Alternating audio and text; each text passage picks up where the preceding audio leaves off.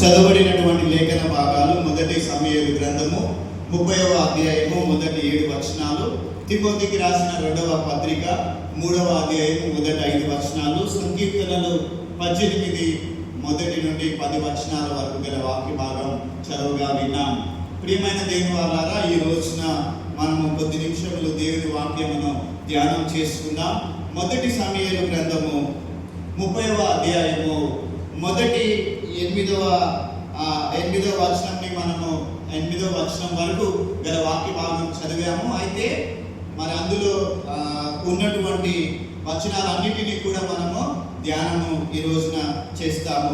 అయితే ఈ చదవబడిన లేఖన భాగంలో 4 ప్రధానమైన అంశములను మీకు పరిచయం చేయాలని ఇష్టపడుతున్నాను. అయితే అందరం కలిసి 30వ అధ్యాయం మొదటి సమూయేలు గ్రంథము 30వ అధ్యాయం 19వ వచనాన్ని చదువుదామండి. దయచేసి 19వ వచనం. కుమార్తెలేమి దోపుడు సొమ్మేమి వారు ఎత్తుకొని పోయిన దానంతటిలో కొద్దిదేమి గొప్పదేమి ఏది తక్కువ కాకుండా దావీదు సమస్తమును రక్షించెను. ప్రియమైన దేవుని వారలారా, మొదటి సమూయేలు గ్రంథంలో నుండి ప్రారంభించి మనము చివరిదిగా తిమోతికి రాసిన పత్రికలో మనము ముందుకు వెళ్తూ ఉంటాం.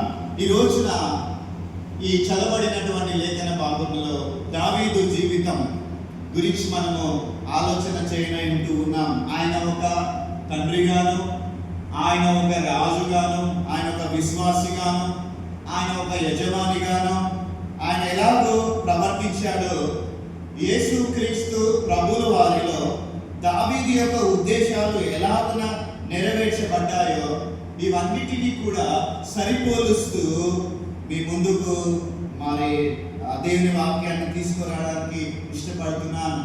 ప్రియమైన దేవుని సంగమా, ఎందుకనంటే దావీదు యొక్క ప్రవర్తన అంతా కూడా అనేకమైనటువంటి కొత్త సిద్ధాంతాలను బయటకు తీసుకుని వచ్చినట్లు మనం చూస్తున్నాం. అంత మాత్రమే కాదు, ధర్మశాస్త్రం యొక్క నెరవేర్పును బయటికి తీసుకుని వచ్చినట్లుగా ఇక్కడ మనము జ్ఞాపకం చేసుకుంటూ దీనిని గురించి మనము చూడండి. వాస్తవానికి దావీదు ఉన్నటువంటి పరిస్థితులు ఎలా ఉన్నాయంటే మనం చూద్దాం. ఇక్కడ దావీదు పరిస్థితి ఎలా ఉంది మనం చదవబడినటువంటి లేఖన భాగంలో దావీదుకు ఉన్నటువంటి పరిస్థితులు ఎలా ఉన్నాయి అని అంటే, ఆయన మరి ఆకీషు అనేటటువంటి రాజు దగ్గరికి వెళ్ళాడు. ఎవరండి? దావీదు ఆకీషు అనేటటువంటి రాజు దగ్గరికి వెళ్ళాడు. ఎందుకు ఆకీషు రాజు దగ్గరికి వెళ్ళాడంటే, అక్కడ ఆయనకు ఏమైనా ఆశ్రయము దొరుకుతుందేమో అని వెళ్ళాడు. ఎందుకు అక్కడికి వెళ్ళాడంటే, ఎందుకనంటే తన సొంత మామ అయినటువంటి, అంటే వివాహం చేసుకున్నటువంటి, అంటే పిల్లనిచ్చినటువంటి తండ్రి అన్నమాట, తన సొంత మామ అయినటువంటి సౌలు దావీదును తరుముతూ ఉంటే ఆయన ఏం చేశారంటే ఆకీషు దగ్గరికి వెళ్ళాడు. దావీదుకు అపాయం వచ్చింది, ప్రమాదం వచ్చింది, పరిగెడుతున్నాడు, ఎటు వెళ్తున్నాడు అర్థం కాలేదు. ఆయన పరిగెడుతున్నటువంటి సమయంలో ఆకీషు రాజు అనే దగ్గరికి వెళ్ళాడు. ఆకీషు అనేటటువంటి రాజు దగ్గరికి వెళ్ళిన తర్వాత ఏం జరిగిందో తెలుసా? ఆకీషు మీదకు కొంతమంది యుద్ధానికి వచ్చారు. దావీదు వెళ్ళినటువంటి కొంత సమయమునకు కొంతమంది ఆకీషు రాజు మీదకు యుద్ధానికి వచ్చినప్పుడు, అప్పుడు ఆకీషు ఏం చెప్తాడు తెలుసా? అక్కడ ఉన్నటువంటి ఫిలిస్తీన్తో చెప్తాడు, ఇదిగో ఈయన మన దగ్గరికి వచ్చాడు కదా, ఈయనతో యుద్ధం చేస్తే మనకు విజయం లభిస్తుంది, కాబట్టి దావీదుతో ఈయన మనకు సహాయకరంగా ఉంటాడు, ఇతనితో కలిసి మనము యుద్ధం చేద్దామని ఆకీషు రాజు ఫిలిస్తీన్లతో చెప్తాడు. కానీ అక్కడ ఉన్నటువంటి ఫిలిస్తీన్లు ఒప్పుకోరు. ఫిలిస్తీన్లు ఏం చెప్తారంటే, ఒకనొకప్పుడు ఈ దావీదు అనేటటువంటి వాడు మన ఫిలిస్తీయుడు అయినటువంటి గొలియాతును చంపింది ఇతనే రాజా, ఇతనే గొలియాతును చంపింది. ఇలాంటి వ్యక్తితో కలిసి ఎలాగున యుద్ధంకు వెళ్తామో, ఆయన నీతో కలిశాడు కాబట్టి ఈయన మనకు ఎలాగున మిత్రుడవుతాడని నీవు అనుకుంటున్నావు, కాబట్టి మనకు ఎట్టి పరిస్థితుల్లో మిత్రుడు కాడు, ఇతడు ఎప్పటికీ శత్రువే అని అక్కడ ఉన్నటువంటి ఫిలిస్తీన్లు అందరూ ఏం చేశారండి, ఆకీషు రాజుకి నూరు పోస్తా ఉన్నారు. ఈయన మన పెద్ద శత్రువు, ఈయన మనకు అవసరం లేదు. ఆ తర్వాత ఆయన గురించి అంటారు కదా, మీకు తెలుసు కదా, ఆ రోజున ఇశ్రాయేలీయులు పాట పాడారు. ఏమని పాడారు? దావీదుకు 10,000 ఏమన్నారండి? 10,000 కొలది, సౌలుకు 1,000 కొలది అనేటటువంటి పాట పాడింది ఈయనను గురించే కదా అని మాట్లాడుతూ ఉన్నప్పుడు అప్పుడు దావీదు అనుకున్నాడు, ఏమనుకున్నాడు తెలుసా? ఇక్కడ ఉంటే నాకు భద్రత లేదు, ఇక్కడ నాకు క్షేమము లేదు, ఖచ్చితంగా నాకు ఇక్కడ భద్రత లేదు అనుకున్నాడు. లేకపోతే వాళ్ళందరూ నా మీద అసూయ పడుతున్నారు కాబట్టి ఇక్కడ నేను ఎందుకు ఉండాలని ఆయన అక్కడ నుంచి బయలుదేరి ఎక్కడికి వచ్చాడండి? ఆయన సిక్లగు అనేటటువంటి ప్రాంతానికి వచ్చాడండి. అక్కడి నుంచి ఇక పారిపోయాడు అనుకోండి. అక్కడి నుంచి తప్పించుకొని దావీదు ఎక్కడికి వచ్చాడంటే సిక్లగు అనేటటువంటి ప్రాంతానికి వచ్చాడు. ఎందుకు అనంటే సిక్లగు అనేటటువంటి ప్రాంతము, ఆ ప్రాంతంలో వీరి యొక్క కుటుంబాలు ఉన్నాయి, దావీదు యొక్క కుటుంబాలు ఉన్నాయి. దాదాపు 600 మందితో ఉన్న ప్రజలు దావీదును వెంబడించినటువంటి వారు ఉన్నారు. అయితే దావీదు యొక్క 2 భార్యలు కూడా, వారి కుటుంబాలు, వారి యొక్క పిల్లలు అందరూ కలిసి సిక్లగు అనేటటువంటి ఊరిలో ఉన్నారు. ఇదిగో దావీదు ఫిలిస్తీయుడైనటువంటి ఆకీషు దగ్గర నుండి తిరిగి వచ్చేటప్పటికి పరిస్థితి ఏంటి? మీరు అనుకోవచ్చు, ఫస్ట్ అయినా సిక్లగు వెళ్ళిపోవచ్చు కదా, ఎందుకంటే అంటే తరుగుతున్నప్పుడు ఎట్టెళ్ళాలో అర్థం కాలేదు దావీదుకి. అందుకని ఆయన వాళ్ళు తరిగిన డైరెక్షన్ లో ఆయన ఆకీషు రాజు దగ్గరికి వెళ్ళాడు. అక్కడి నుంచి అరే మా వాళ్ళు సిక్లగులో ఉన్నారు, ఇక్కడి నుంచి దగ్గరే కదా అని చెప్పి సిక్లగుకి వస్తా ఉన్నాడు. అయితే దావీదు సిక్లగుకు వచ్చేటప్పటికి ఏం జరిగిందో తెలుసా? ఊరంతా కాల్చివేయబడిందండి. అసలే బాధలో ఉన్నాడు దావీదు. ఆకీషు నుంచి తన సొంత ప్రజల దగ్గరికి వెళ్తా ఉన్నాడు. ఆ ప్రాంతంకి వెళ్దాం అనేసరికి అక్కడ ఏం జరిగిందంటే సిక్లగు అనేటటువంటి ఊరంతా కాల్చివేయబడింది. మీరు చూడండి 30వ అధ్యాయం 1వ వచనం చూడండి. మొదటి సమూయేలు 30వ అధ్యాయం 1వ వచనం. దావీదును అతని జనులను 3వ దినమందు సిక్లగునకు వచ్చిరి. అంతలో అమాలేకీయులు దండెత్తి దక్షిణ దేశము మీదను సిక్లగు మీదను పడి కొట్టి దానిని తగలబెట్టిరి. ప్రియమైన దేవుని వాళ్ళారా, ఇక్కడ దక్షిణ దేశం అనే ఒక మాట మనకు కనబడుతుంది. దక్షిణ దేశము అని అంటే ఆ ప్రాంతం పేరు నెగెబు అనేటటువంటి ప్రాంతం అండి. నెగెబు అనేటటువంటి ప్రాంతం. ఈ నెగెబు అనే మాట మనకు ఎక్కడ వినబడుతుంది? ఆది కాండంలో వినబడుతుంది. ఎప్పుడు వినబడుతుంది? అబ్రహాము ఆయన ఇక్కడ నెగెబు అనేటటువంటి ప్రాంతానికి ఆయన వెళ్ళాడు. ఇప్పుడు మీరు నెగెబు గురించి ఆలోచన చేస్తే, ఇప్పుడు నెగెబు ఎక్కడ ఉందంటే సెంట్రల్ ఇజ్రాయెల్లో ఉందండి. ఇప్పుడు ఇజ్రాయెల్ సెంట్రల్ గా ఉన్నటువంటి ప్రాంతము మరి నెగెబు ఉంది. అయితే ఆ ప్రాంతానికి చెందినటువంటి వారే ఈ అమాలేకీయులు. వాస్తవానికి అమాలేకీయులు ఇశ్రాయేలీయులకును అంటే ఇశ్రాయేలీయులకును దేవునికి వద్ద శత్రువులు ఎవరంటే అమాలేకీయులు. అమాలేకీయులకు దేవుడన్న ఇశ్రాయేలు ప్రజలన్న వారికి పడదు. ఎందుకంటే వారు అజాత శత్రువులుగా ఉన్నారు. ఒకనొక సమయంలో దేవుడు అంటాడు కదా, నిర్గమాకాండము 17వ అధ్యాయం 16వ వచనంలో, నిర్గమాకాండము 17వ అధ్యాయం 16వ వచనంలో అన్నాడు, దేవుడు అంటాడు కదా, అమాలేకీయులతో యుద్ధము ఎన్నటెన్నటికి యుద్ధం అంటాడండి. అంటే ఎన్నటెన్నటికి అంటే వీళ్ళు ఎలా ఉన్నారంటే అజాత శత్రువులుగా ఉన్నారు. చూడండి, అమాలేకీయులలో 10వ తరం వారు కూడా 10th జనరేషన్ కూడా ఇశ్రాయేలు ప్రజలలో చేరడానికి వీలు లేదని దేవుడు కట్టడి చేశాడండి. అప్ టు 10th జనరేషన్ వరకు కూడా అమాలేకీయులు ఎవరు కూడా ఇశ్రాయేలులో చేరడానికి వీలు లేదని దేవుడిని కట్టడ. మరి ఎందుకు దేవుడు అంతటి కట్టడి వేశాడు అమాలేకీయుల పట్ల అంటే, దేవుడు అమాలేకీయులకు ఎందుకు అంత శత్రుగా మారాడంటే, అమాలేకీయులు దేవునికి దేవత్వమునకు తిరుగుబాటు చేశారండి. వాళ్ళు దేవత్వం మీదనే తిరుగుబాటు చేశారు. ప్రియమైన దేవుని వాళ్ళారా, అమాలేకీయులు అంటే అర్థం ఏంటో తెలుసా?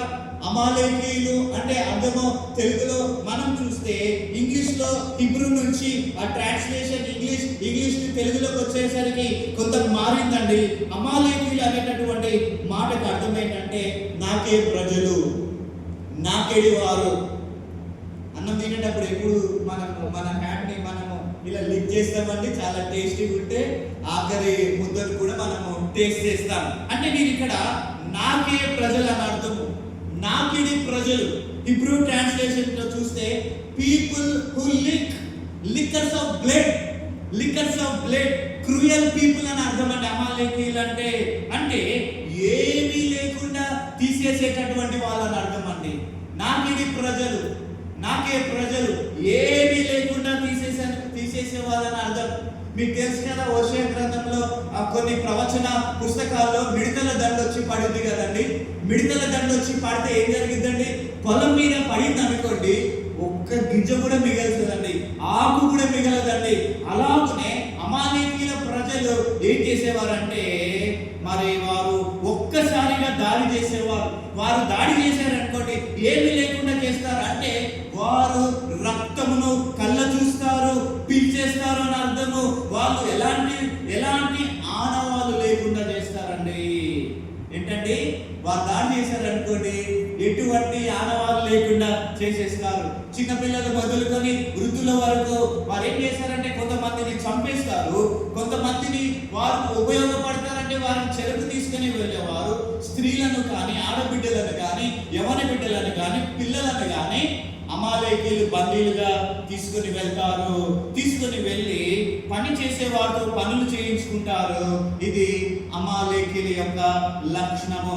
అయితే ఈ సిక్లగు అనేటటువంటి ఊరికి ఉన్నటువంటి లక్షణం, ఈ సిక్లగు అనేటటువంటి ఊరికి ఉన్నటువంటి అర్థం ఏమిటి? అమాలేకీయులు అంటే నాకిడి ప్రజలు, సిక్లగు అంటే అర్థం ఏంటి అని అంటే ఫౌంటైన్.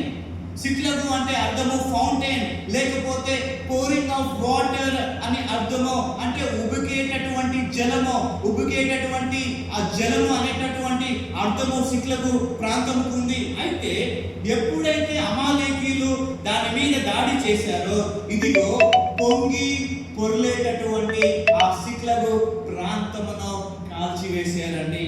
ఆ ప్రాంతం అంతా కూడా కాల్చివేయబడింది. అలాగున దావీదు యొక్క భార్యలు కానీ, దావీదు యొక్క పిల్లలు కానీ, అలాగున దావీదుతో ఉన్నటువంటి 600 మంది మరి సైన్యము కానీ, పిల్లలు కానీ, వారి యొక్క భార్యలు కానీ అందరూ కూడా దోచుకొనబడి ఎక్కడండి? ఉబ్బిగేటటువంటి స్థలంలో నాకిడి ప్రజల యొక్క ప్రాంతానికి వీళ్ళందరూ దోచుకుని అక్కడికి వెళ్ళిపోయారు. ఈ రోజున మనం గమనిస్తూ ఉన్నాం ప్రియమైన దేవుని వాళ్ళారా, మన కుటుంబాలు, ఫ్యామిలీస్ అనేటటువంటివి కూడా క్యాప్టివిటీలో ఉన్నాయి. కుటుంబాలు కూడా మరి క్యాప్టివిటీలో ఉన్నాయి. కాల్చివేయబడింది అనే సంగతి నేను మీకు జ్ఞాపకం చేస్తున్నాను. ఎందుకంటే కుటుంబంలో ఉండవలసినటువంటి విలువలు లేకుండా కుటుంబాలు మారిపోతూ ఉన్నాయి. ప్రెసెంట్ ఈ జనరేషన్స్ లో కుటుంబంలో ఉండవలసినటువంటి విలువలు లేకుండా కుటుంబాలు మారిపోతున్నాయి. పరిస్థితులు ఎలా ఉన్నాయంటే కుటుంబాలు కూడా కాల్చివేయబడేటువంటి పరిస్థితులు కనబడుతూ ఉన్నాయి. అమాలేకీయులైనటువంటి వారు, సాతాను జనాంగము, అమాలేకీయులైనటువంటి వారు, అపవాది యొక్క జనాంగము దాడి చేసినట్టుగా ఇదిగో కుటుంబాలు కూడా పాడు చేయబడుతున్నాయని నేను దేవుని సేవకునిగా జ్ఞాపకం చేస్తున్నాను. ఎందుకు అనంటే ఈ రోజు నా కుటుంబాలలో ప్రేమ అనేటటువంటిది చల్లారిపోతున్నటువంటి దినాలలో ఉంటూ ఉన్నాం. ఈ రోజున సమాజంలో ఎలాంటి పరిస్థితులు ఉన్నాయి ప్రియమైన దేవుని? సమాజంలో ఎలాంటి పరిస్థితులు ఉన్నాయి? న్యూస్ పేపర్ తెరిచిన, టీవీ ఆన్ చేసిన, యూట్యూబ్ ఆన్ చేసి చూస్తే భర్తలు భార్యలను చంపేటటువంటి దినాల్లో ఉన్నాం. భార్యలు భర్తలను చంపేటటువంటి దినాల్లో ఉంటూ ఉన్నాం. అలాగే అక్రమ సంబంధాలకు బిడ్డలు అడ్డుగా ఉన్నారని పిల్లలను చంపినటువంటి తల్లులను కూడా అడ్డు తొలగించుకో ఎన్నో సందర్భాలు పేపర్స్ లో, న్యూస్లలో మనం చూస్తూ ఉన్నాం. క్రీస్తునందు ప్రియమైన దేవుని వారలారా, ఈ రోజున సిక్లగు ఎలాగున కాల్చబడిందో కుటుంబాలు కూడా దోచుకునబడుతూ ఉన్నాయి. అలాగే అమాలేకీయులు అనేటటువంటి నాకెడు ప్రజలు, పాడు చేసేటటువంటి ప్రజలు ఎలాగున దాడి చేశారో ఈ రోజున కుటుంబాలు అలాగున అస్తవ్యస్తంగా ఉంటూ ఉన్నాయి. కుటుంబం అనేటటువంటిది క్యాప్టివిటీలో ఉందని మీకు జ్ఞాపకం చేస్తున్నాను. ఎలాంటి పరిస్థితి? కుటుంబ జీవితం నిజంగా ప్రేమతో ఉందా అని అంటే ప్రశ్నార్థకమే. ఈ రోజున కుటుంబ జీవితాలు ప్రేమతో ఉన్నాయా అని అంటే అది ప్రశ్నార్థకంగానే ఉంటూ ఉన్నారు. ఎందుకంటే వారు దేవుని మీద ఆధారపడడం లేదు, వారు దేవుని మీద ఆధారపడవలసినటువంటి వారుగా లేరు. కాబట్టి అందుకనే కుటుంబము లేదా కుటుంబ జీవితం అనేటటువంటిది అస్తవ్యస్తంగా ఉంటుంది. అయితే గమనించండి ప్రియమైన దేవుని వారలారా, ఎప్పుడైతే భార్య పిల్లలను కోల్పోయారో ఇక్కడ దాని యొక్క అర్థం ఏంటంటే పిల్లలు తల్లులకు లేకుండా పోయారు, భర్తలకు భార్యలు లేకుండా పోయారు, అలాగే భార్యలకు భర్తలు లేకుండా పోయారు, అలాగనే తల్లులకు పిల్లలు లేకుండా పోయారు. ఈ పరిస్థితిని చూసినప్పుడు అక్కడ ఉన్నటువంటి ప్రజానికానికి ఏం కలిగిందో తెలుసా? భయంకరమైన కోపం వచ్చిందండి. ఎవరి మీద వచ్చింది తెలుసా కోపము? ఎవరి మీద వచ్చిందండి కోపము? ఆ పరిస్థితిని చూసినప్పుడు ప్రియమైన దేవుని వారలారా, కోపము వచ్చింది. ఎవరి మీద తెలుసా? దావీదు మీద వచ్చింది కోపం అందరికీ. అక్కడ అప్పటిదాకా మేలు చేసినటువంటి దావీదు మీదే వాళ్ళు తిరుగుబాటు చేస్తూ ఉన్నారు. ఎలాంటి తిరుగుబాటు తెలుసా? దావీదును రాళ్లతో కొట్టి చంపాలనుకున్నారు. మనుషుల అభిప్రాయాలు కూడా ఇలాగే ఉంటాయి కదండి. మనతో మంచిగా ఉంటారు, వాళ్ళ ఫోన్ ఒక్కసారి మనం ఎత్తలేదనుకో ముఖం మార్చుకొని సైడ్కి వెళ్ళిపోతారు. అరే ఆయన ఏ పరిస్థితులు ఉన్నాడో, ఆమె ఎలాంటి పరిస్థితిలో ఉందో, ఆయన ఎలాంటి సిచ్యువేషన్లో ఉన్నాడో అర్థం చేసుకునేటటువంటి గుణాలు కరువైపోతూ ఉన్నాయి. ప్రియమైనటువంటి దేవుని వారలారా, మనుషుల అభిప్రాయాలు చిన్న చిన్న విషయాలకే దావీదు ఎంత సహాయం చేశాడండి వాళ్ళందరికీ. ఎంత సహాయం చేశాడు దావీదు? ఒక చిన్న విషయానికి ఆయనని ఏం చేయాలనుకున్నారు?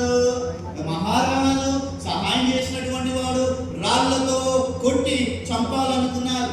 మనుషుల అభిప్రాయాలు చిన్న చిన్న విషయాలకే మారిపోతూ ఉంటాయి. అలా ఉంటే అది నిజమైన వ్యక్తిత్వం కాదు. నిజమైన వ్యక్తిత్వం కలిగిన వారు స్ట్రాంగ్ గా నిలబడగలుగుతాడండి, న్యాయం వైపుకు నిలబడగలుగుతారు. ప్రియమైనటువంటి దేవుని వారలారా, ఇలాగే ప్రజలు అనుకున్నారు కదా, రాళ్లతో కొట్టి దావీదును చంపాలనుకున్నారు. కానీ దావీదు అంటాడు కదా, చూడండి 30వ అధ్యాయం 6వ వచనంలో మనం చూస్తే చివరి భాగంలో, రాళ్ళు రువ్వి దావీదును చంపుదము రండని వారు చెప్పుకొనగా దావీదు తన దేవుడైన యెహోవాను బట్టి ధైర్యము తెచ్చుకునేను. క్రీస్తేసును బట్టి మనకు కలిగిన ధైర్యం ఏదనగా ఆయన చిత్తానుసారంగా మనం ఏది అడిగినను ఆయన అనుగ్రహించిన అనునదియే అని వాక్యము మనకు తెలియజేస్తూ ఉంది. భయపడవద్దు, బెదరవద్దు, జంగవద్దు, అటు ఇటు కొట్టుకొని పోవద్దని దేవుని వాక్యం సెలవిస్తుంది. మీకు తెలుసు పౌలు అంటాడు హెబ్రీయులకు రాసిన పత్రిక 10వ అధ్యాయం 35వ వచనం, హెబ్రీయులకు రాసిన పత్రిక 10వ అధ్యాయం 35వ వచనము, మొదటి యోహాను 5వ అధ్యాయము 14వ వచనం, మొదటి యోహాను 5వ అధ్యాయం 14వ వచనం ప్రకారంగాను మన దేవుడు మనకు తోడుగా ఉన్నాడు. కాబట్టి భయపడవలసినటువంటి అవసరం లేదు. ఈ రోజున మనం దావీదు జీవితం నుండి 4 విషయాలను నేను మీకు తెలియజేయాలని ఇష్టపడుతూ ఉన్నాను. దావీదు జీవితంలో నుండి 4 విషయాలు మీ ముందుకు తీసుకుని వస్తున్నాను. అందులో మొదటి విషయం ఏంటంటే డిపెండబిలిటీ అండి. నెంబర్ 1 మొదటి విషయము డిపెండబిలిటీని ఆయన జ్ఞాపకం చేస్తూ ఉన్నాడు. మొదటి సిద్ధాంతం ఏంటంటే శ్రమలలో దేవుని మీద ఆధారపడడాన్ని దావీదు నేటి సంఘానికి ఆయన నేర్పిస్తూ ఉన్నాడండి. శ్రమలలో దేవుని పైన ఆధారపడడం.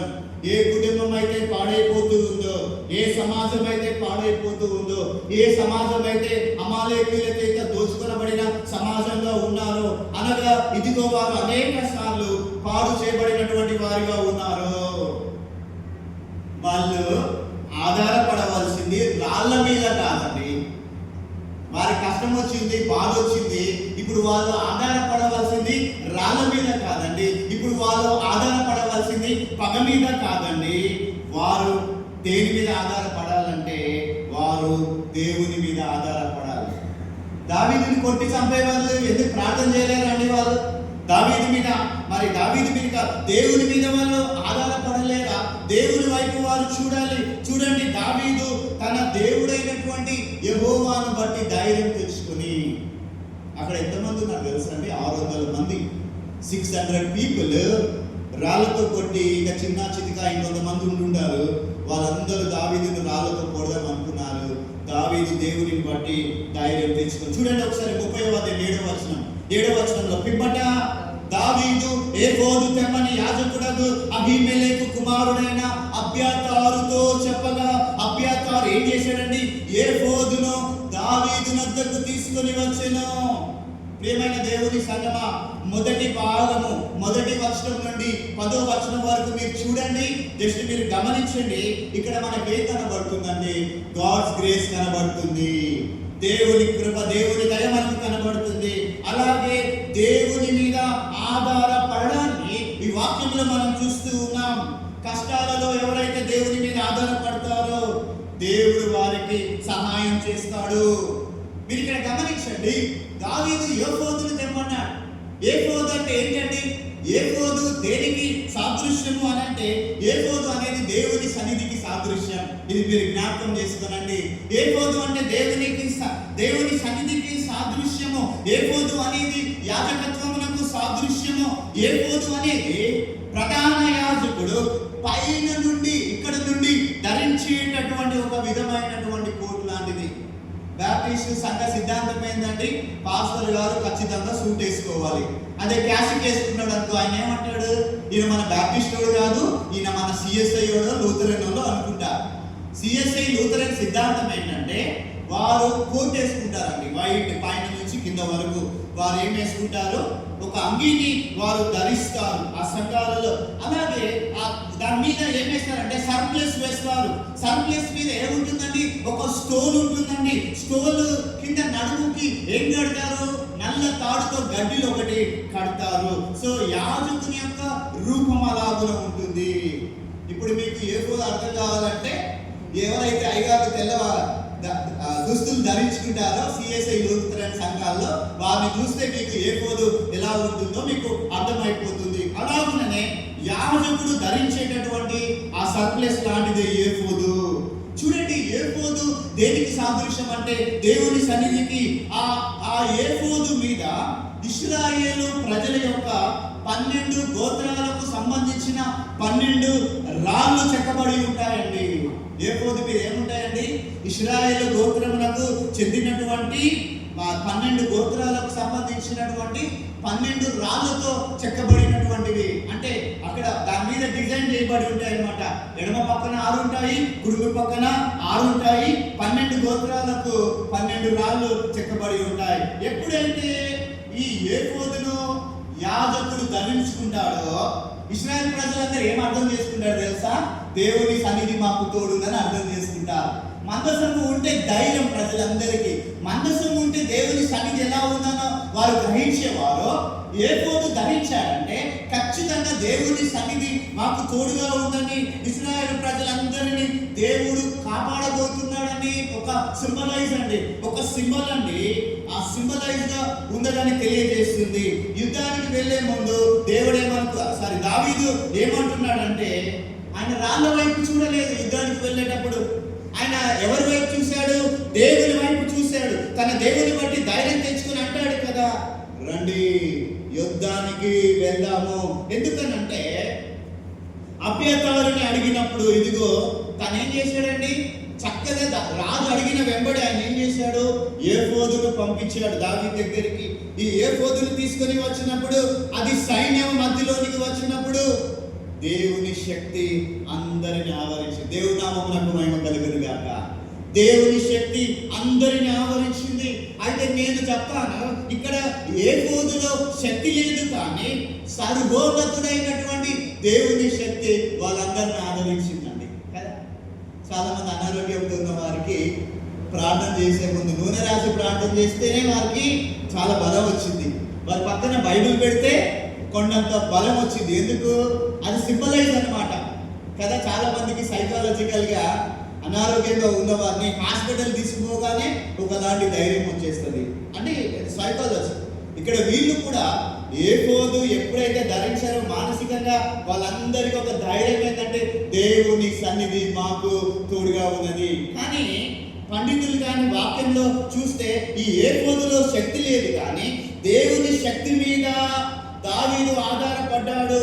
వారికి ధైర్యము కలగడం కొరకై, వారికి సింబాలిక్ గా ఉండడం కొరకై ఆయన ఏఫోదును తీసుకొచ్చాడే. కానీ ఏఫోదు ఉండడం వలన వారు గెలిచారు అనడానికి ఆధారం ఏమి కూడా లేదు. దీని యొక్క అర్థం ఏంటంటే ఎవరైతే దేవుని మీద ఆధారపడతారో, ఇప్పుడు మనం గమనించాలి, మన కష్టాలలో టోటల్ డిపెండబిలిటీ దేవుని మీద మనం ఆధారపడవలసినటువంటి వారంగా ఉండాలి. కొన్నిసార్లు మనుషులు ఎలాగైనా ఉంటారంటే కష్టం కలిగే కొలది వాళ్ళు దేవుణ్ణి దూషించేటటువంటి వారిగా ఉంటారు. ఏదైనా వ్యాపారంలో నష్టం కలిగింది అనుకోండి, మేము చర్చికి రామంటారు.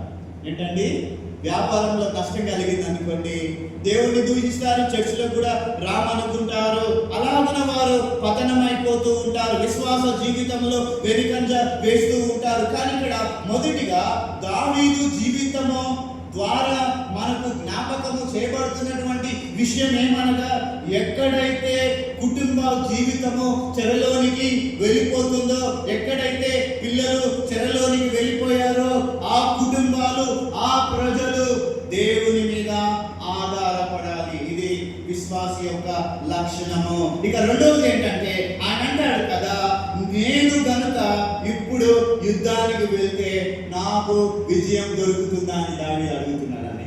ఏమంటున్నాడండి?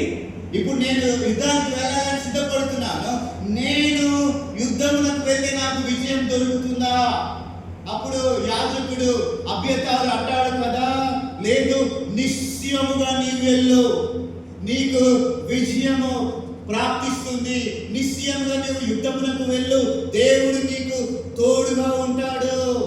ప్రియమైన దేవుని సంగమా, దేవుని సన్నిధి లేకుండా ఏ విషయంలో కూడా నీవు విజయాన్ని సాధించలేవండి. మనం ఎన్ని పనులు చేసినా, ఎన్ని ఎత్తులు వేసినా, ఎన్ని పై ఎత్తులు వేసినా దేవుని కృప లేనిది ఆ కార్యం జరగదు. ఇది మనం జ్ఞాపకం చేసుకోవాలి. దేవుని తోడు లేకపోతే విజయాన్ని సంపాదించుకోలేం. అది ఉద్యోగం కావచ్చు, వ్యాపారం కావచ్చు, పిల్లల పరీక్షలు కావచ్చు, ఆరోగ్యం కావచ్చు, రోగం కావచ్చు, కరువు కావచ్చు, ఖడ్గం కావచ్చు, దేనిలోనైనా కానీ క్రీస్తు యేసు మీద నీవు ఆధారపడినట్లయితే నీవు అన్ని విషయాల్లో కూడా విజయాన్ని సాధించిన వాడిగా ఉంటావనే సంగతిని నేను మొదటిగా నీకు జ్ఞాపకం చేస్తూ ఉన్నాను. ఇక రెండవ సిద్ధాంతము, దావీదు ద్వారాగా తెలియజేయబడినటువంటి రెండవ సిద్ధాంతం ఏంటంటే, ఇదిగో, sharing love to your enemies. Sharing love to your enemies. రెండవది ఏంటంటే, శత్రువులను ప్రేమించుట. ఎలాగున శత్రువుకు ప్రేమను ఎలాగ పంచాలో దావీదు తన వాక్యం ద్వారా తెలియజేస్తా ఉన్నాడు. చూడండి, వాక్యంలోనే ప్రియమైన దేవుని వాళ్ళారా, దావీదు వెళ్తూ ఉంటే దావీదుకు ఒక ఐగుప్తుడు కనపడ్డాడండి. ఒక ఐగుప్తీయుడు కనపడ్డాడు. ఆయన ఏమైనా ఆరోగ్యంగా కనబడ్డాడా అంటే, ఆ ఐగుప్తుడు ఎలా కనబడ్డాడండి? ఆరోగ్యంగా లేడు, అనారోగ్యంగా ఉన్నాడు. చూడండి 30వ అధ్యాయం 11-12 వచనాలు చూడండి. 30వ అధ్యాయము 11-12లో చూడండి. పొలములో ఒక ఐగుప్తీయుడు కనపడెను, వారు దావీదు వద్దకు వారిని తోడుకొని వచ్చి, వాడు 3 రాత్రి పగలు అన్నపానము లేవి పుచ్చుకొనలేదని తెలుసుకొని వానికి భోజనం పెట్టి దాహం తీర్చి అంజూరపు ఆడలోని ముక్కలు 2 ద్రాక్ష తీగలను వానికి ఇచ్చెను. 12వ వచనము, వాడు భోజనం చేసిన తర్వాత వాని ప్రాణము తెప్పరిల్లగా. ప్రియమైన దేవుని సంగమా, ఐగుప్తీయులు కూడా ఇశ్రాయేలీలకు శత్రువులే అండి. అమాలేకీయులైనా ఐగుప్తీయులైనా వారు ఇశ్రాయేలీలకు శత్రువులే. అమాలేకీయులు లాగానే ఐగుప్తీయులు కూడా అలాంటి వారే. కానీ దావీదు వారికి ఇక్కడ ప్రేమను పంచడాన్ని మనం చూస్తున్నాం. ఇంకా చెప్పాలంటే దావీదు ఒక మంచి సమరయునిలాగా అతనికి ఆహారాన్ని పెట్టాడు. మన భాషలో చెప్పాలంటే ఆయనకు చక్కగా డ్రెస్సింగ్ చేశారండి, ఇంజెక్షన్ ఇచ్చారండి, చక్కని మెడిసిన్ ఇచ్చారండి, బాగా ఆహారాన్ని పెట్టారండి. ఆ తర్వాత ఆయన చెప్పరిల్లాడంటే ఏంటంటే, ఆయన ఆరోగ్యం కుదుటపడింది, ఆయన ఆరోగ్యం బాగుపడింది. ఆయన లేచి ఏం చేస్తున్నాడు తెలుసా? ఇప్పుడు ఆయన ఆరోగ్యం కుదుటపడిన తర్వాత ఆయన మాట్లాడుతూ ఉన్నాడండి. ఆయన మాట్లాడిన మాటలు థ్యాంక్స్ కానీ అవి లేవు. ఆయన మాట్లాడిన మాటలు ఏవైనా మంచి మాటలు అంటే అవి మంచి విషయాలు చెప్పలేదు. ఆయన లేచి ఏ విషయాలు చెప్తున్నాడు తెలుసా? ఆయన అంటున్నాడు, 3 రోజుల క్రితం అండి దావీదు గారు, ఓ ఇశ్రాయేలు ప్రజలారా, 3 3 రోజుల క్రితం అండి మేము ఒకనొక ప్రాంతానికి వెళ్ళాము. ఆ ప్రాంతం పేరు సిక్లకు అనేటటువంటి ప్రాంతము. ఆ ప్రాంతానికి వెళ్ళినప్పుడు మేము ఏం చేసామంటే దానిని దోచుకున్నాము. ఆ ఊర్లో ఉన్నటువంటి స్త్రీలందరినీ మా వాళ్ళు దోచుకొని వెళ్ళిపోయారు. మేము దానిని సంపూర్తిగా కాల్చివేసామండి. ఈయన లేచి చెప్పాల్సిన మాట ఏంటండి, అయ్యా మీకు థ్యాంక్ యూ, నాకు సాయం చేస్తే చెప్పాలి కదా. ఆయన లేచి ఏం చెప్తున్నాడంటే, ఈ విధంగా మేము సిక్లకు ప్రాంతాన్ని నాశనం చేశాము. అక్కడ ఉన్నటువంటి సైనికులందరూ కూడా వారిని దోచుకుని వెళ్ళిపోయారు. కానీ దారిలో నాకేమైందంటే, నాకు అనారోగ్యం కలిగింది, నాకు నీరసంగా ఉంది, నాకు జ్వరం వచ్చింది. మా వాళ్ళు నన్ను ఇక్కడే పరేసి వెళ్ళిపోయారు. సమయానికి మీరు వచ్చారు, మీరు వచ్చి నాకు సహాయం చేశారు. అసలు ఈ మాటలు ఏంటి? ఇప్పుడు దావీదుకి ఏం కలగాలి చెప్పండి, మీరు చెప్పండి. దావీదుకి ఏం కలగాలండి? అసలే భార్య పిల్లలు తీసుకుపోయిన కోపంలో ఉన్నాడు. ఒక సింహంకు ఎలుగుబండికి వచ్చినంత కోపం రావాలి ఈ మాటలు చెప్తే. కానీ దావీదు ఏమన్నాడండి? కోపం తెచ్చుకోలేదు. ప్రియమైన దేవుని వాళ్ళారా, అదే మనుషులమైన మనకనుకోండి, కడుపులో నుంచి కోపం రగులుకు వస్తుంది. అరే, నేను మేలు చేసింది ఇలాంటి వాడికి నేను సహాయం చేశానా? ఇలాంటి వాడికి నేను మేలు చేసింది, నా భార్య పిల్లలను దోచుకోవడానికి కారణమైనటువంటి సైన్యంలో నీవు ఒకడివాని వెంటనే మనమైతే ఏదో ఒకటి చేస్తాము. కానీ ఇక్కడ దావీదు ఏం చేస్తున్నాడంటే, ఒక రాజుగా మరి ఆయన దేవుని ప్రేమను పంచడాన్ని దావీదు జీవితం నుండి చూస్తున్నాను. ఇది క్రీస్తు ప్రేమ కానీ మరొకటి కాదని జ్ఞాపకం చేస్తున్నాను. మీరు చూడండి, మత్తయి సువార్త 5వ అధ్యాయము 42 నుండి 46 వచనాల వరకు మీరు చూడండి. యేసు ప్రభువు వారు అన్నారు కదా, మీరు చూడండి, మీ శత్రువుల కొరకై మీరు ప్రార్థన చేయండి. ప్రియమైన దేవుని సంగమా, ఎప్పుడైతే మీరు మీ శత్రువుల కొరకై మీరు ప్రార్థిస్తారో అప్పుడు మీ పరలోకపు తండ్రి ఆయన మిమ్మలను ప్రేమిస్తాడు. ఇదిగో దావీదు క్రీస్తు ప్రేమను వ్యక్తం చేస్తూ శత్రువుల కొరకై ఆయన మేలు చేసినట్లుగా మనం చూస్తున్నాం. క్రీస్తునందు ప్రియమైన దేవుని సంగమా, గలతీయులకు రాసిన పత్రిక 5వ అధ్యాయం 14వ వచనం, గలతీయులకు రాసిన పత్రిక 5:14, యాకోబు పత్రిక 2:18, యాకోబు పత్రిక 2:18, 1 యోహాను 4:7, 1 యోహాను 4:7. ఈ వాక్య ప్రకారంగా క్రీస్తు ప్రేమను దావీదు పంచాడు, మనము పంచవలసినటువంటి వారమై ఉన్నాం. మీకు ఒక విషయం చెప్పి ఈ పాయింట్ నేను ముగించి ముందుకు వెళ్తానండి. కొరింథీయులకు రాసిన 2వ పత్రిక 5వ అధ్యాయము 11 నుండి 17 వచనాలు. కొరింథీయులకు రాసినటువంటి 2వ పత్రిక 5వ అధ్యాయము 11 నుండి 15 వచనాలు మనం చూస్తే, క్రీస్తు ప్రేమ మమ్ములను బలవంతం చేయుచున్నదని ఇక్కడ మరి పౌలు గారు అంటూ ఉన్నాడు. ఆయన సంఘానికి సాక్ష్యం ఇస్తూ అంటున్నాడు, మేము వెర్రివారిగా ఉన్నామా? అది దేవుని నిమిత్తం, అది మా నిమిత్తమే. ఒకవేళ ఇతరుల ఎడల దయ చూపిస్తున్నామో, క్షమిస్తూ ఉన్నామో, అది క్రీస్తుని బట్టే. పౌలు అంటాడు, మమ్మల్ని కొట్టిన వారు ఉన్నారు, మమ్మల్ని భయంకరంగా దూషించిన వారు ఉన్నారు, మమ్మల్ని తిట్టిన వారు ఉన్నారు, భయంకరమైన బూతులు మమ్మల్ని తిట్టారు, అయినా కూడా మేము క్షమిస్తూ ఉన్నాం. ఈ రోజుల్లో క్షమాపణ ఎలాగైపోయింది తెలుసండి? ఎవరికైనా వాళ్ళని క్షమించామనుకోండి, ఈ రోజున చాలా చులకన అయిపోయింది. ఆయన ఏం కాదు, మనం చేసేది మనం చేస్తూనే ఉందా, ఆయన క్షమించుకుంటూ పోతూనే ఉంటాడు. క్షమించారు అని అంటే అది జీవితాంతం మనం గుర్తు పెట్టుకోవలసినటువంటి వారమై ఉంటూ ఉన్నాం.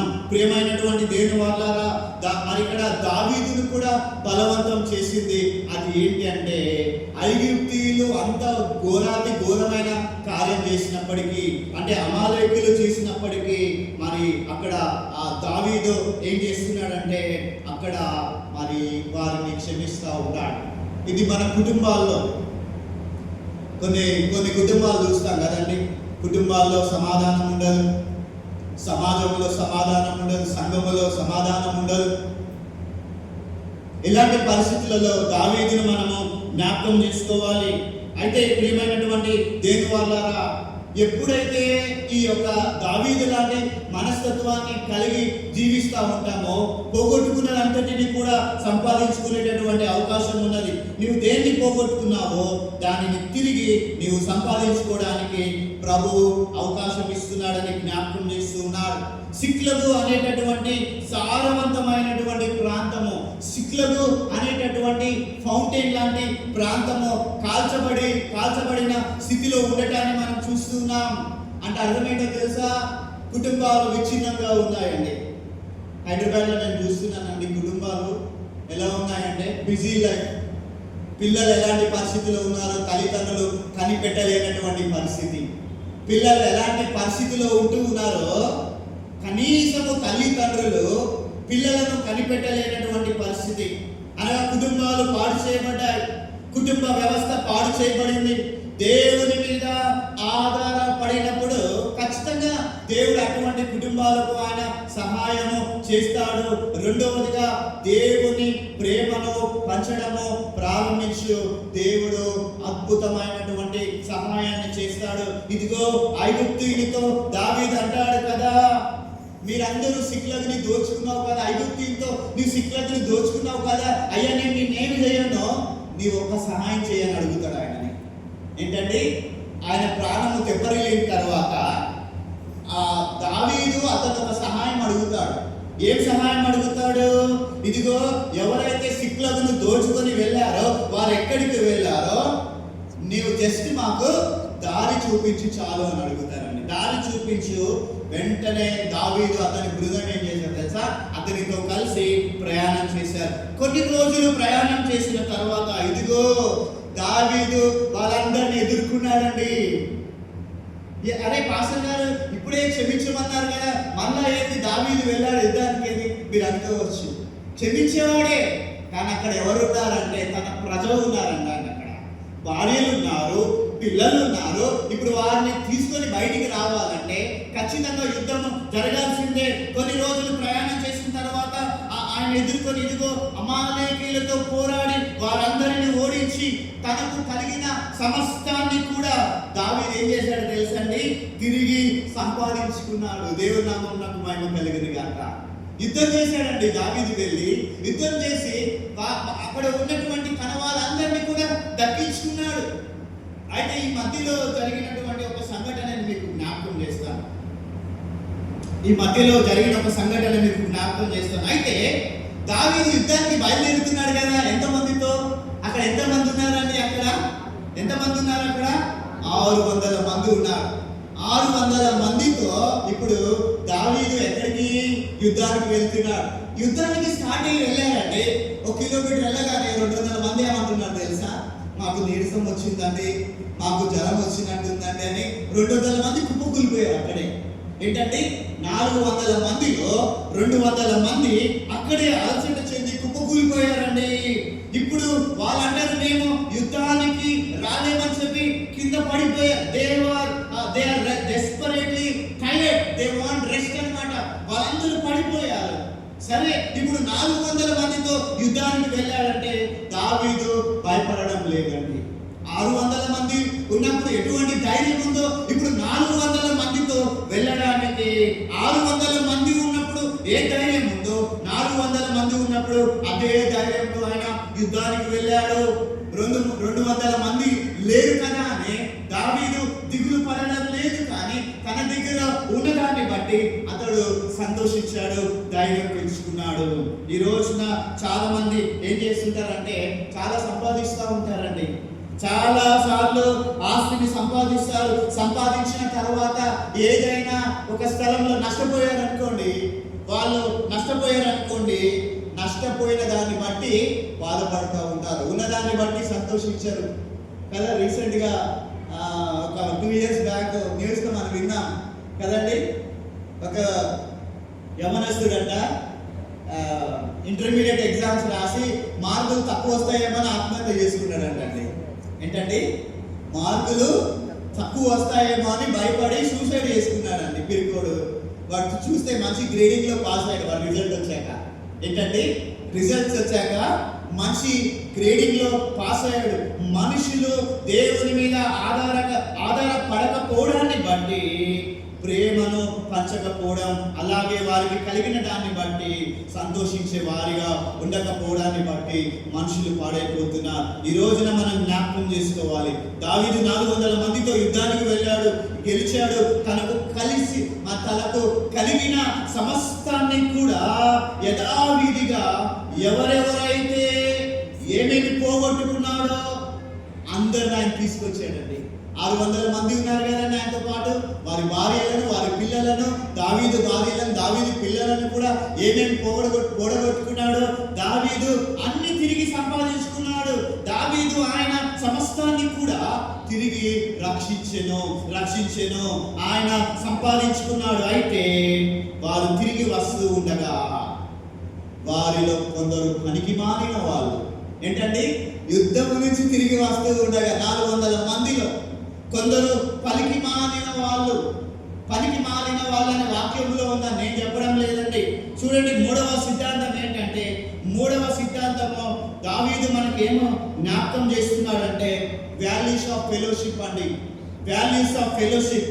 మూడవది ఏంటంటే, దావీదు సంఘానికి ఏం తెలియజేస్తున్నాడంటే సహవాసం యొక్క విలువలను ఆయన నేర్పుతున్నాడు. మీరు చూడండి దయచేసి, 1 సమూయేలు 30వ అధ్యాయము 21-22 వచనాలు చూడండి.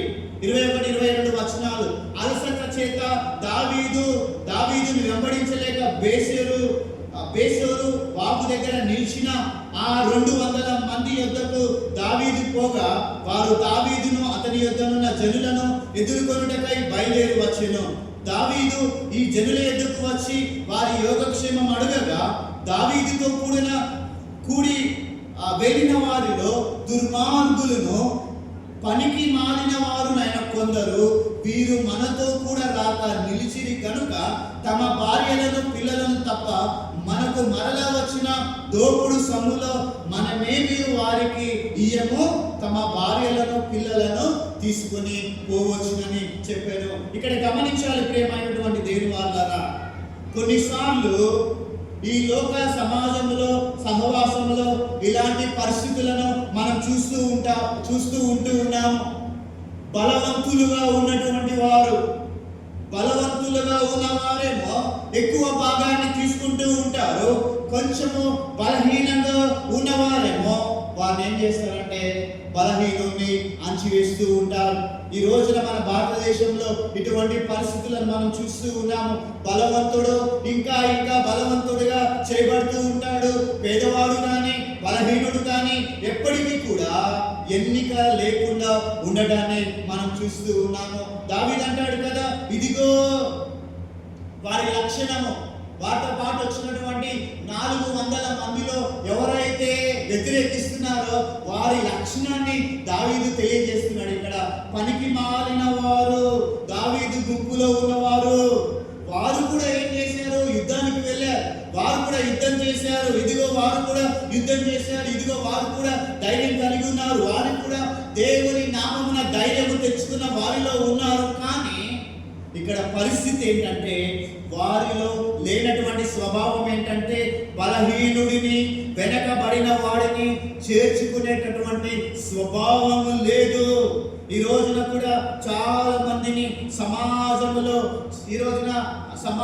కూడా చాలా మంది ఏమంటుంటారంటే, ప్రియమైన దేవుని వాళ్ళారా, ఇదిగో బలహీనుడిగా ఉన్నవాడికి గవర్నమెంట్ ఏదైనా ఒక రాయితీని ఇచ్చిందనుకోండి, వాళ్ళకి ఎందుకండి ఇవ్వాలి అని అంటారు. వాళ్ళకి అవసరమా అండి? వాళ్ళకి ఎందుకు ఇవ్వాలండి? నీకున్నంత భూమి వారికి లేదు, నీకున్నంత గుర్తింపు వారికి లేదు. ఆ సంగతిని వారు మర్చిపోతారు. ఎందుకంటే వారికి ప్రేమ లేదు, దేవుని మీద ఆధారపడడం తెలియదు, పనికి మాలినటువంటి మనుషులుగా ఉన్నారు, వారు దుర్మార్గులుగా ఉన్నారు. ఇటువంటి వారి నుండి సహవాసము వేరు చేయబడాలని వాక్యము అంటుంది కదండి. ఇదిగో నీవు దేవుని వాక్యమును, జీవవాక్యమును చేత పట్టుకున్న వానిగా, ఇదిగో పనికి మారిన వారిలో నుండి, దుర్మార్గపు మధ్యలో నుండి వేరు చేయబడిన వారిగా ఉండాలని దేవుని వాక్యము ఫిలిప్పీలకు రాసిన పత్రిక 2వ అధ్యాయము 14వ వచనంలో ఆ విషయాన్ని వాక్యం మనకు జ్ఞాపకం చేస్తుంది. కాబట్టి ప్రియమైన దేవుని వారలారా, సహవాసంలో బలహీనులుగా ఉన్నటువంటి వారిని బలపరచాలి. ఎవరైనా వెనుకబడిన వారిగా ఉంటే వారిని ఆదరించే వారి వారిగా ఉండాలి.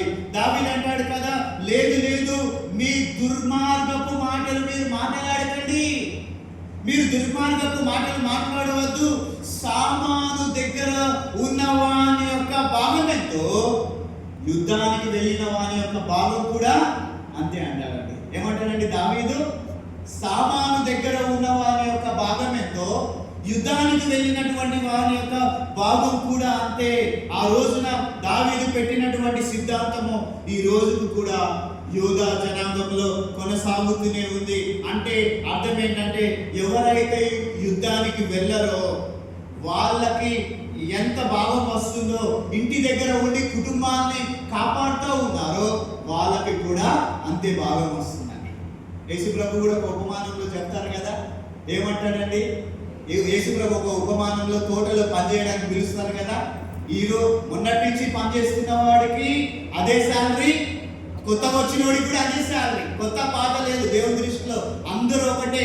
ఆయన పాతోడు, మేము కొత్తోళ్ళం కాదు. దేవుని సన్నిధిలో చేర్చబడినప్పుడు అందరూ కూడా ఒకటే. ప్రియమైన దేవుని వాళ్ళారా, బలహీనులకు కూడా అంతే భాగం వస్తుంది. ఇది దేవుని యొక్క ప్రేమ సహవాసము. ఇది కైకోనియా యొక్క ఉద్దేశము. కైకోనియా అంటే సహవాసము, ఫెలోషిప్ అని అర్థము. క్రీస్తునందు ప్రియమైన దేవుని వాళ్ళారా, ఈ మాటల యొక్క సారాంశము మీకు మరింతగా అర్థం కావాలంటే నేను క్లుప్తంగా చెప్పి ముగిచేస్తున్నాను. కొన్ని వాక్యాలు మీకు జ్ఞాపకం చేస్తానండి. చూడండి, రోమీలకు రాసిన పత్రిక 14వ అధ్యాయము 3వ వచనం ప్రకారంగా, రోమీలకు రాసిన పత్రిక 14వ అధ్యాయం 3వ వచనం ప్రకారంగా, బలహీనుడైన వాడిని చేర్చుకొనడానికి దేవుని వాక్యం సెలవిస్తుందండి. అంత మాత్రమే కాదు, రోమా పత్రిక 15:7, రోమా పత్రిక 15:7, కొరింథీయులకు రాసిన 2వ పత్రిక 7:2, ఫిలిప్పీలకు రాసిన పత్రిక 2:3, ఫిలోమానుకు రాసిన పత్రిక 1:17 ప్రకారంగా మనము ఆదరించేటటువంటి వారంగా ఉండాలి. ఇంకొక మాట కూడా మనం చదువుకున్నామండి. తిమోతికి రాసిన పత్రిక 2వ తిమోతికి రాసిన 2వ పత్రిక 3వ అధ్యాయము 1 నుండి 5 వచనాలు చూస్తే దాంట్లో ఉన్నటువంటి ప్రాముఖ్యమైనటువంటి భాగము ఏంటి అని అంటే, అంత్య దినాల్లో ప్రజలు ఎలా ఉంటారని వాక్యం సెలవిస్తుందండి. అంత్య దినాల్లో ప్రజలు అనురాగ రహితులుగా ఉంటారు. సహవాసములో అనురాగం ఉండదు, ప్రేమ ఉండదు, సహవాసపు యొక్క విలువలు ఉండవు. కాబట్టి అంత్య దినాల్లో ప్రజలు అనురాగ రహితుల్లాగా ఉంటారని పౌలు అంటున్నాడు. ఇక్కడ ఈ వాక్యంలో దాదాపు 12 రకాల ప్రజలు ఉంటారండి. మీరు ఇంటికి వెళ్ళిన తర్వాత చదవండి. ఏంటండి, అంత్య దినాల్లో ప్రజలు ఎలా ఉంటారంట? ఈ తిమోతికి రాసినటువంటి 2వ పత్రిక 3వ అధ్యాయము మొదటి 5 వచనాలు మనం చదివితే దాదాపు 11 రకాల ప్రజలు ఉంటారు అని దేవుని వాక్యము తెలియజేస్తూ ఉంది. అయితే సంఘం ఏం జ్ఞాపకం చేసుకోవాలంటే, నేను ఏ రకపు వర్గంలో ఉన్నాను, ఏ రకపు ప్రజలలో నేను ఉన్నానో జ్ఞాపకం చేసుకోవాలి. మూడవదిగా దావీదు జ్ఞాపకం చేస్తున్నాడు, సహవాసం యొక్క విలువలను జ్ఞాపకం చేసుకోవాలి. ఆ 200 మందికి కొంతమంది పనికి మారిన వాళ్ళు అన్నారు, వాళ్ళకి ఇయ్యొద్దంటే దావీదు ఏం చేశాడు? వచ్చిన దోపుడు సొమ్ములో భాగము వాళ్ళకు కూడా ఇచ్చినట్లుగా మనం చూస్తున్నాము. ఇక చివరిదిగా నేను చెప్పి ముగించేస్తున్నానండి. చివరిదిగా షేరింగ్ అబెండెన్స్ అండి, అనగా నీ సమృద్ధిలో ఇతరులతో పంచుకోవడం. చూడండి, 1 సమూయేలు గ్రంథము 30వ అధ్యాయం 26 నుండి 30 వచనాలు. 1 సమూయేలు గ్రంథము 30వ అధ్యాయము 26వ వచనం నుండి 30వ వచనం వరకు నేను ఇక్కడ ఏముందో చెప్తానండి.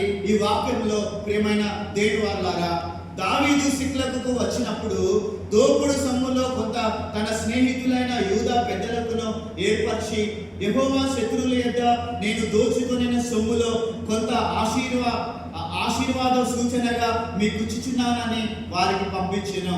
31వ వచనం, హెబ్రోనులో దావీదు అతని జనులను, చూడండి, మరి సంచరించిన స్థలములన్నిటిలో ఉన్న పెద్దలకు దావీదు పంపించెను.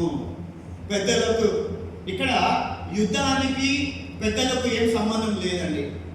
యుద్ధానికి పెద్దలకు ఏం సంబంధం లేదండి. ఇక్కడ పెద్దలు అంటే ఉద్దేశం ఏంటంటే, ఇక్కడ పెద్దలు అనేటటువంటి మాటకు అర్థం ఏంటంటే దైవ సేవకులను గురించి, దేవుని సన్నిధానంలో పనిచేసేటటువంటి వారి గురించి ఇక్కడ రాయబడి ఉంది.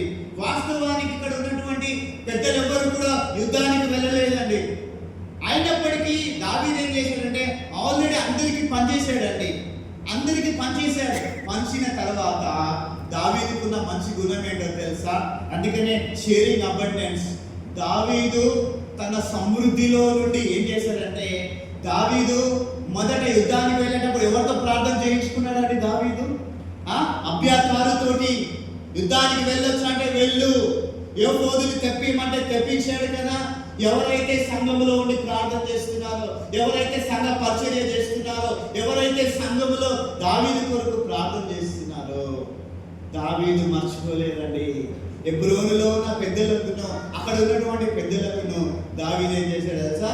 తన సమృద్ధిలో నుండి దావీదు తీసుకొని వెళ్ళి ఏం చేశాడు తెలుసా? వారిని గుర్తు పెట్టుకొని, ఇదిగో వీరు నా కొరకు ప్రార్థన చేశారని షేరింగ్ అబండెన్స్ అండి. ప్రియమైన దేవుని వాళ్ళారా, ఈరోజు సంఘాల్లో చూస్తాం. సంఘాలలో సంఘం అనట్లేదండి నేను. ఎగ్జామ్స్ అప్పుడు అయ్యగారు ప్రార్థన చేయండి, ఉద్యోగం అప్పుడు అయ్యగారు ప్రార్థన చేయండి, తీరా ఉద్యోగం వచ్చాక, తీరా పాస్ అయ్యాక పాస్టర్ ఎవరు? పాస్టర్ని కలిసిన దాఖలా లేవండి ఎక్కడ కూడా. ప్రియమైన దేవుని వాళ్ళారా, అందరికీ షేర్ చేశాడు, అందరికి ఇచ్చాడు. అక్కడ దైవ సేవకులను, పెద్దలను, యాజకులను కూడా జ్ఞాపకం చేస్తున్నాడు. ప్రియమైన దేవుని వాళ్ళారా, ఒకసారి రివ్యూ చేసుకుందాం. ప్రియమైన దేవుని వాళ్ళారా, ఈ 4 విషయాలు మన జీవితంలో నెరవేర్చబడినట్లయితే మనము నిజమైన విశ్వాసులుగా, నిజమైన ఆత్మీయ సంఘంగా ఉంటారని జ్ఞాపకం చేస్తున్నాను. ఒకసారి రివ్యూ చేసుకుందామండి. దావీదు జీవితంలో 4 విషయాలు. 1, కష్ట సమయంలో దేవుడి మీద ఆధారపడాలి. 2, దావీదు శత్రువులను ఆదరించి ప్రేమించి వారికి ఆహారాన్ని పెట్టాడు. 3, సహవాసపు విలువలను కాపాడుకోవాలి. 4, సమృద్ధిగా ఇవ్వడము. అది అవసరతలో ఉన్న వారికైనా, సేవకుడికైనా, సంఘాన్నైనా మరిచిపోకూడదు. సంఘాన్ని మర్చిపోకుండా ఎప్పుడు మనము సంఘాన్ని జ్ఞాపకం చేసుకోవాలి. అట్టి కృప, ధన్యత దేవుడు మనకు దయచేయునుగాక.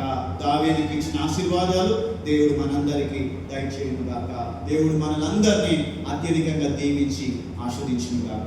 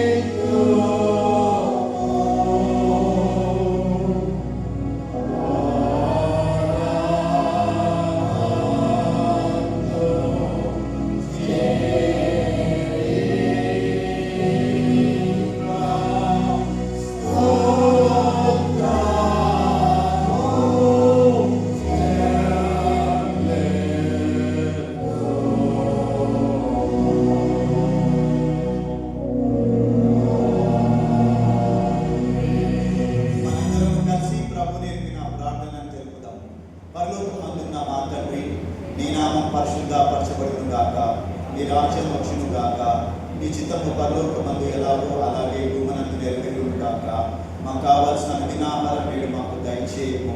మా రుణస్తులను మేము క్షమించిన ప్రకారం మా రుణములను క్షమించము.